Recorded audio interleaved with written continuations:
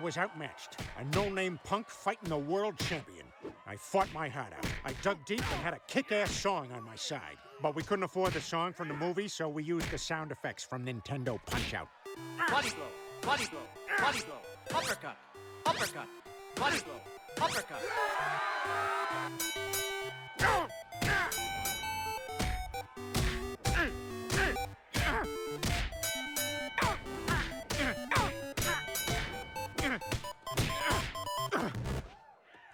The swollen eyes weren't from the fight. There was a cat in the arena, and I was highly allergic.